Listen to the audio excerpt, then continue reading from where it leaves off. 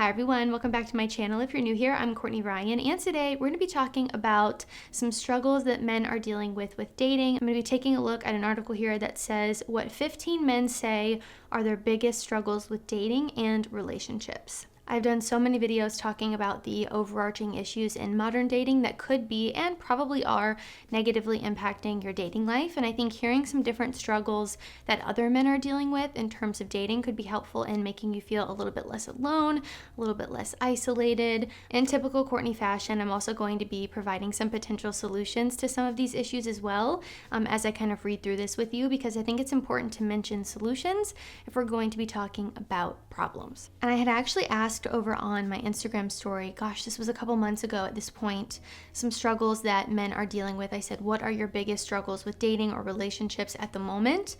And comparing them to this article, there is a lot of overlap. There is a lot of people who are dealing with the same things. And there are pros and cons to that, right? A positive to that is, well, you're not isolated and alone and feeling the way that you do. And that can be kind of comforting and reassuring to know. But I think a negative to that is also, if we're all collectively going through the same issues and having the same struggles, there's clearly a bigger problem here that we need to talk about. Okay, so let's take a look at the article and I'll stop talking. So this is what 15 men say their biggest struggles are with dating and relationships. The first one is not being able to figure out what the other person is thinking. And the little quotes say, knowing whether or not someone is interested in me. This kind of goes back to what I say of the fact that nobody is a mind reader. I say that a lot on my channel, and I know men typically resort to more direct forms of communication and women more so indirect. Unfortunately, which is why I think so many men struggle to read signs and signals from women when it comes to figuring out how someone feels about you. I know a lot of you also just struggle with this in general. I've done a ton of videos about this if you're someone out there who's struggling, but my gosh, it would be so much easier if we just told each other how we felt, right? I wish that was the case, but that would be too easy. So that's not what's currently happening. But I think my biggest piece of advice here, if I could sum up all the videos I've made on this topic, would be actions speak louder than words, right? We need to watch what people do and watch their actions, and 99% of the time you'll see exactly where you stand with them. And that's why I always say, if a girl likes you, you'll know. I know it's not necessarily black and white and we have to leave a little bit of room for nuance, but generally speaking here, if a girl likes you, she will want to talk to you, she will want to hang out with you, and if she's not doing either one of those things, then goodbye. Even if she does like you and she's not doing those things, that's a sign of a poor communicator or someone who is kind of playing games with you, which is not something that I would personally recommend. So back to the point here, look at actions instead of words, and I think this will really help you be able to understand a little bit better if someone likes you or they don't. And I have also done so many videos about this, so I will link those below for you guys to check out if you haven't already. Okay, the next one here is finding the energy to date again after a breakup. This says, I thought I'd met the love of my life. We broke up a couple months ago. I now find myself at 35 and having to start all over again with meeting someone. It's going to suck. So I'd say my biggest dating struggle is finding the energy to get out there again. For sure, it can feel super disheartening and intimidating to put yourself back out there again after a breakup, but it doesn't have to suck. And I think we should reframe our mindset around that. Look at it as an opportunity to get to know someone new, to get to know someone that you could be compatible with, an opportunity to have fun and meet new people, instead of this is going to suck. Because if you think it's going to suck and you tell yourself it's going to suck, it probably will. But it can feel like, gosh, now I have to date again, now I have to start all over. But a fresh start can actually be a really positive thing. So first I want to start by reframing our mindset around that. But I know that opening yourself up to potentially get hurt again when you're fresh off of being hurt doesn't feel super fun. So I would recommend giving yourself some time to heal instead of jumping right back into it. I would really spend some time reflecting on your last relationship and how you can be a better partner, and or choose a better partner for you that you're more compatible with. I think far too many people just jump into the next relationship, rebound, instead of allocating the proper time and space needed to heal, which certainly doesn't help your next relationship. Keep in mind also, even if you give yourself time and feel like you're ready, it can still feel scary. That's a very normal feeling. But I will also say you have to take risks in order to get great rewards. Putting yourself out there and opening yourself up to potential failure and rejection is how you grow and ultimately build deep connections and a partnership. And really remember to have fun in the process. I know it can feel draining, like I said, to feel like you have to start over again and this person says it's going to suck, but really try to reframe your mind on the way that you're approaching it and the way that you're looking at it. And I think that is half the battle in itself. In the moment, it really does suck when something doesn't work out and you have these feelings of, oh, I have to start over. Oh, I don't want to do this again. Oh, I'm exhausted. But you could end up meeting someone who is so much better for you, who you are so much more compatible with, and then you'll look back and think, I'm really glad that didn't work out and it didn't suck so much after all. The next one here is dealing with optimists. This says, common misconception is that everyone will eventually find the right person for them. It's much more likely to find someone who's compatible on the surface but with major underlying incompatibilities, or to just never meet anyone at all. I don't pretend that it's impossible to find a great match, but when people speak in absolution that you'll find someone, I feel patronized by their blind optimism. Amen here. In a society who preaches the one, the right one, soulmates, I think these are incredibly limiting beliefs, first of all, but they're also beyond unrealistic. And I think it's made people approach dating and relationships in an incredibly delusional way. I've talked about this extensively, so I won't bore you repeating myself again. But yeah, I think these are the core thoughts behind a lot of our modern dating issues. Dating and relationships require a lot of work, and truthfully, there are so many people who are not equipped with the skills required to be a good partner or to find a good partner. And I think we should be collectively working on these things instead of just being toxically positive and saying, you'll find someone, or you're perfect the way you are and you'll find the right person for you, and a bunch of other things that just, sound great in theory but aren't realistic.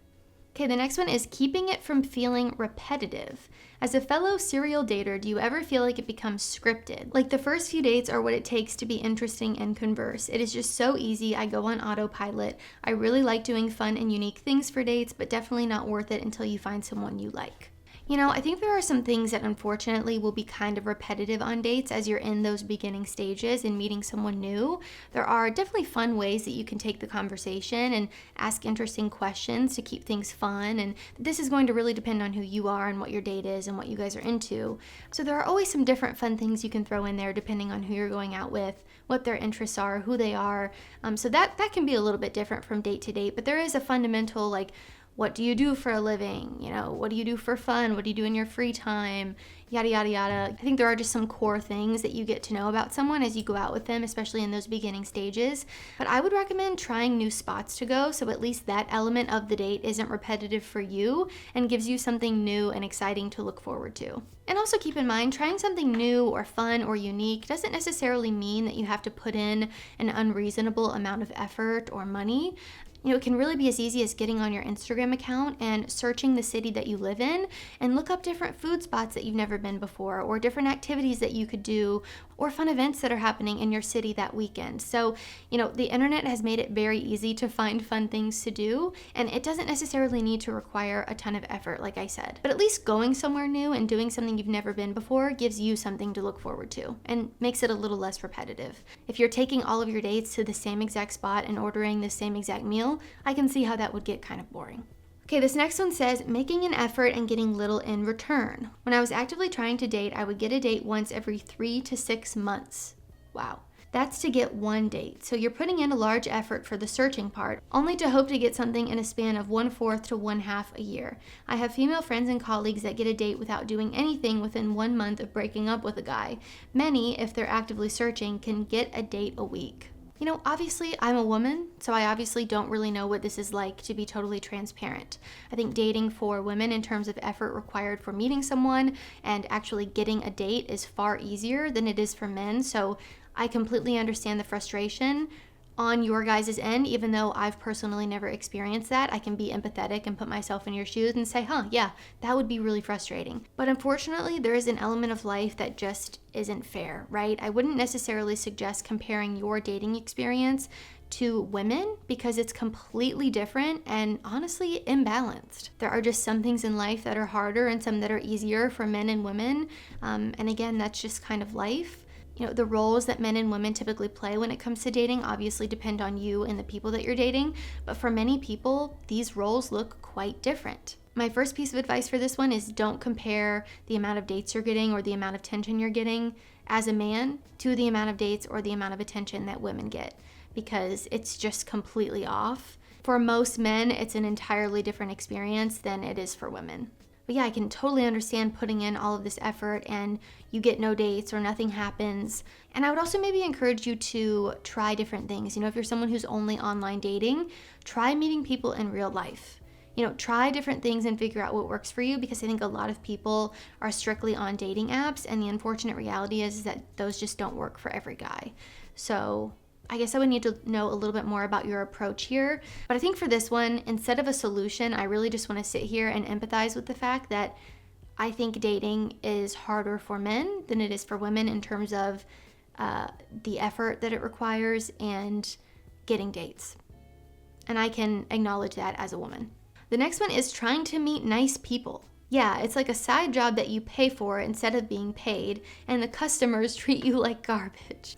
There are certainly bad apples out there, but there are also so many wonderful women out there as well, so I don't want you all to get discouraged. I promise there are kind, wonderful, grateful women out there, even if you don't often see them on the internet. They do exist. They are not unicorns. They are out there, I promise. There's also a difference between someone being a good person and just not being good for you, right? I think that's an important distinction to make. I don't think that's what this guy's referring to here. It sounds like he's actually going out with people who are mean, which in that case, where are you meeting these mean people? Are there more mean people than I think? I know they exist. Good luck out there. I don't necessarily have a solution to this one other than not getting into this bitter, negative mindset that all women are horrible or that all women are mean, because I promise you that they're not. So I hope that's reassuring. Okay, the next one is having to open up all over again. Putting my guard down. It's not so much getting hurt by someone, it's more so hurting myself. I am the king of self-sabotage, and if I don't open up or get attached, I can't mess it up, which in hindsight, I guess I'm still messing myself up. I try to make a conscious effort to put my guard down, but it's difficult. This sounds like avoidant attachment. This has avoidant attachment written all over it. I would encourage you, if you are someone who is struggling with this, to read the book Attached. Whether you are anxiously attached or avoidantly attached, wonderful book, highly recommend it. So I'll start by saying that. But I want to acknowledge the fact that being vulnerable and opening yourself up or putting yourself out there can feel really scary, especially if you're a guy who's never done that before. You're opening yourself up to rejection, to criticism, to heartbreak. But this is how we build relationships. This is how we build genuine connections. Keep in mind, slow and steady wins the race here, and this should be a slow, natural progression within a relationship and getting to know someone. I wouldn't recommend oversharing or trauma dumping on the first date because you heard in a video that being vulnerable is a good thing, right? That is self-sabotage for sure. But you also still have to be willing to share things about yourself and open up so that someone can get to know you. That's what a relationship is. It's being vulnerable, it's opening up. So it's okay to take it slow, but try to remember the concept of equal sharing that I've talked about in the past and use this as a guide to build a connection and do it in a way that is appropriate and relevant. And if you don't know what equal sharing is when your date shares something at a certain level and then you share something in return. And I've recommended this as a way for guys to kind of gauge how much they should be sharing or kind of just understand the conversation a little bit more and help it flow more naturally. So that is a good rule of thumb to follow if you need a little bit of help with that. And I've gone more in depth with this and talked about this in much more detail in first date videos and conversation videos. So I'll link those below for you guys as well. Okay, the next one is figuring out where to meet someone. Getting out of the house, I don't know what to do to meet people. You guys have got to leave your houses. Trust me, as an introvert, I totally understand the feeling of where the heck do I go? How do I meet people? What am I supposed to do? But a lot of men are resorting to online dating from the comfort of their own home, and it just doesn't work for everyone. And I think we really need to understand that. Go to the gym, go take a fitness class, go to the museum, a farmer's market, a coffee shop, a bookstore, join a local group or book club or volunteer, find something you enjoy doing and go there. The list goes on. We have got to leave our houses. We are more isolated than ever before, and it is negatively impacting our mental health far more than we even recognize, I think. Even if we're not looking at this from a how do I meet someone romantically type of lens, you gotta get out of the house for your own mental health. It is not healthy or good for your mental health to completely isolate yourself and to never go out and do things. Find things that you are passionate about, find things that you enjoy. And often when you establish those parts of your life and find things that you enjoy doing, find hobbies that you like, find things that bring you joy, the other parts of your life will kind of fall into place as you become a better you. As you find things that bring you joy in your life, it opens you up to other people and inviting others into your life as well. This is going to look different for all of you depending on what you like, what you're into, what you enjoy doing. But find what those things are for you and run with it. Such an important piece of advice that I think every single man and woman needs to be doing. Finding it difficult to take the lead. Just kind of tired of leading, at least in the initial stages. I feel like I lead all the conversations, the dates themselves, paying, everything. I'm tired of it feeling like a prolonged interview. One time I got drunk and had a gay Italian guy literally wine and dine me. I feel horrible for leading him on. I found out that night that I'm as straight as they come, but I found it so refreshing that for once I was the one being wooed and seduced. I just wish that more of my dates and relationships with women were closer to that. I want someone else to lead for a change. I want to know how many of you guys relate to this one. I think this one goes back to the point I made about the role of men and women often looking a little bit different in dating. This is kind of what I'm talking about. Men are expected to sort of take the lead in terms of making the first move, taking initiative, planning the date. It doesn't always need to be this way, but in the beginning stages, it is an attractive thing to do. Now, you don't have to do it, just like you don't have to shower, but you probably should, right? Now, I do want to make it clear that your date should absolutely be contributing in other ways and should be equally participating in the conversation. So, he says he's leading all the conversations. She should be contributing to that as well and trying to keep the conversation going too. That's a two-way street. I don't want you guys to be in a one-sided situation here. It shouldn't feel like pulling teeth, trying to get a girl to talk to you. But I do really think in the initial stages of dating, women look to men to lead. And maybe you're not into women who are like that, and that's fine. A lot of you say that you want a woman who respects you and trusts your judgment and who follows your lead, but she can't do those things if you're not a leader. So I think this really comes down to you and your personality and what type of woman you're looking for. I'm personally someone who likes a man to lead. My husband has done this from day one, and I adore this about him. So I would really try to just understand what it is you're looking for and what it is you want out of a relationship and what you want the dynamic with your partner to look like. If you don't want to be a guy who leads, understand the type of woman you're going to attract if that is the case. I've talked about this a lot, so I won't get super into it, but I do think it's really attractive and the gentlemanly thing to do to take the lead. Again, you don't have to, but I would strongly recommend it. Okay, the next one is being ghosted. Ghosting. That always sucks because you're left wondering why, but I've come to realize that I wouldn't want to be with someone who doesn't prioritize me enough to respond. Yeah, I would say good realization that you made here. It happens. It's unfortunate, it's rude, but we can't always hold people to the same standard that we hold ourselves to. And honestly, again, going back to the why, it doesn't matter why. If someone ghosts you, that tells you all you need to know about them to know they aren't someone that you'd want to be with anyways. Why do you want to be with someone who ghosted you? I want someone who can effectively communicate, and someone who ghosts is certainly not falling under that category. Next one is being emotionally vulnerable. Opening myself up emotionally to them. Like most guys, I grew up not really opening up to anybody.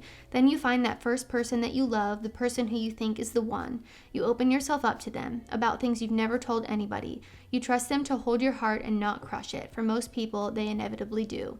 Yeah, most people's first love, it doesn't work out.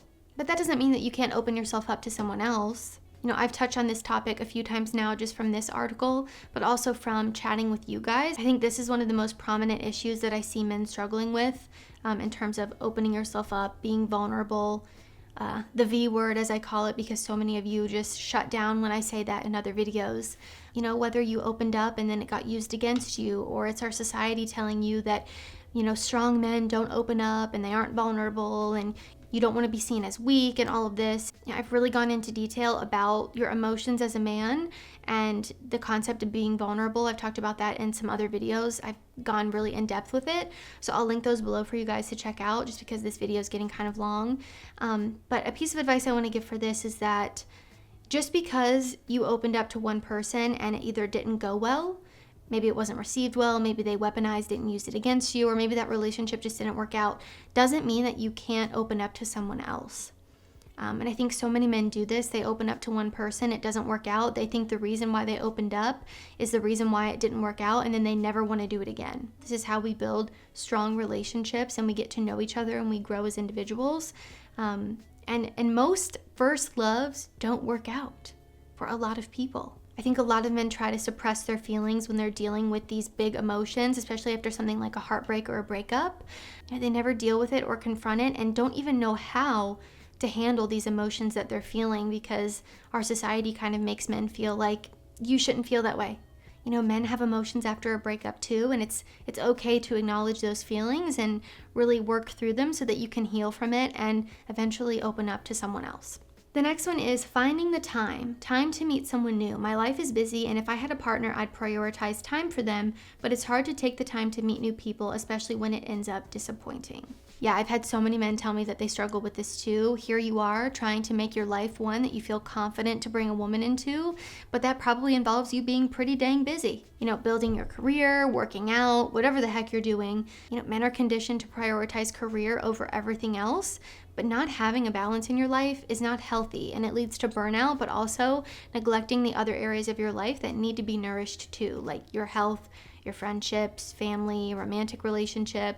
And like he said, prioritizing a partner in your life is different than making time for 50 first dates, right?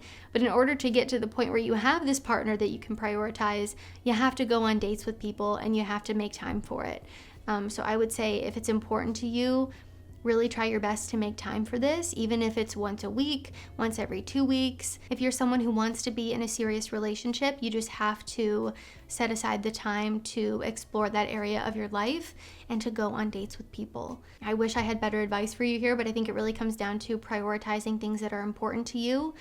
And it's tough because I've realized this as I get older. When I'm doing really well in my career, sometimes the other areas of my life I start to kind of fall short in, right? Maybe I stop going to the gym as much when I'm doing really well in my career, but when I'm going to the gym all the time, maybe I'm not putting as much time into my content as I would like. And I think it's really important to try your best to find a balance, but you'll kind of go through ebbs and flows as you're in different stages of your life and the things that are important to you in that moment and the things that you need to prioritize. This is something that I have to actively work on. And honestly, I think this is something that everyone has to work on, even if they're already in a relationship, right? But I would really encourage you to prioritize things that are important to you and make sure that you're really nourishing those other areas of your life so that you can have a healthy balance. Next is figuring out if it's love or friendship. My biggest issue is finding the line between when my date is interested in me as a friend or as romance. I am the worst at interpreting signals, and usually I don't try to make a move since I don't wish to be intrusive if the feeling isn't reciprocal. Most of my dates don't lead to anything more than the occasional meetup, since I seldom can tell if my date is being friendly or actually interested in me romantically. If a woman is messaging you consistently and she's saying that she wants to go out with you, chances are she probably is interested, at least in getting to know you, to see if she's interested in something romantically. I think most women would not even waste their time being so consistent with you unless they are somewhat interested. I always say if a girl likes you, you'll know because she'll be wanting to talk to you and she'll be wanting to hang out with you. So if she's doing both of those things, go for it. I touched on this point in the beginning of the video about reading signs and signals, so I won't add too much here other than I'll link some videos below for you to check out that I've done. Also, I want to point out that I think many women are hesitant to show direct interest because they want to know that you are interested first. Because you think men are scared of rejection? Women? I don't think the average woman deals with rejection nearly as much as the average man does, and we avoid this like the plague. We don't want to be rejected. We don't want to fail. We don't want someone to not like us. It's a part of being a woman for a lot of us. Now, I don't want to put a blanket statement out there and say that everyone is like that, but I think most girls are so terrified of being rejected that they will purposely not show that they're fully interested in you so that you make the first move and you show initiative and interest first so that she can kind of follow your lead there. So I'll also say that. The next one is being short. I'm 5'3", so I'm pretty much invisible. I talk to girls online and then they find out how short I am and stop talking to me. This one is really tough, and I know so many short guys feel this way too. Unfortunately, there's really nothing you can do to change your height unless you get a crazy expensive and invasive surgery. So this is something that you just kind of have to accept about yourself. Also, wouldn't recommend the surgery if I'm being honest. Or wear those little inserts in your shoes. You know, there are a lot of women who won't date a short guy. So I completely understand and empathize with the frustration. Even though I've never experienced that, I can empathize with the frustration because that sucks. And I would be lying to you if I said that women don't care about your height. There are women who don't care, but there are also a lot of women who do care. But there are women out there who don't care, so that's a little glimmer of hope that I can give you. And there are women who are super short themselves, like 4'11", 5 foot. Now some of the super short girls still care, which feels unnecessary. But whatever, to each their own. But just rest assured knowing there are girls out there who don't care. I would, instead of you fixating on the things that you cannot change about yourself, I would focus on the things that you can. Because even though you're short, there are still so many things you can do to make yourself more attractive, to improve your looks, to improve your physique. And again, it's unfortunate that so many women won't date a short guy, but it's just kind of the reality. You know, short kings seem to be getting a little more love than they have before, but yeah, it's tough. And I don't have a true solution because there's really no fix to it other than focus on the things that you can change and don't worry so much about the girls that won't date you because that doesn't really do you any favors, right? Of course, you're justified and I understand why you feel that way. It makes sense. I know it's frustrating. Not every girl in the world would write you off because of your height. You know, I know a guy who's 5'4" and he just married a girl who's like 4'11". They're two shorties. It works out. It's perfect. So I know it can happen. I've seen it with my own eyes. Okay, and the last one is meeting the right one. I wouldn't say my issue is getting dates. Apps like Tinder make that pretty easy. My issue is that I rarely find one that I like. I can't tell you how many times I've gone out with a 26-year-old cashier who lives with their parents and has no ambition to change a thing. Usually when I find one I can actually get excited about, she either isn't interested or ends up being mentally unwell and the whole thing falls apart. Oof. You know, mental illness is very real, ladies and gentlemen. Again, the right one, there is no right one. You're always going to have to make compromises, so I'm going to start by saying that. There's no perfect person out there for you. Are you being too picky? It doesn't sound like you're being too picky from this. You know, I think there are a lot of people who are being a little bit too picky about what they're looking for. But I understand also wanting to be with a girl who has some ambition and wants things in her life for herself. A lot of you would be totally fine with a 26-year-old cashier who lives with their parents. A lot of you hear that and think, I don't give a crap. So to each their own, right? And I think the more that you improve your life and improve yourself, the more likely you are to find someone who aligns with that too, and someone who you're actually excited about. I do think there's an element here of people not actually being the love that they seek, right? Not being the partner that they're looking for.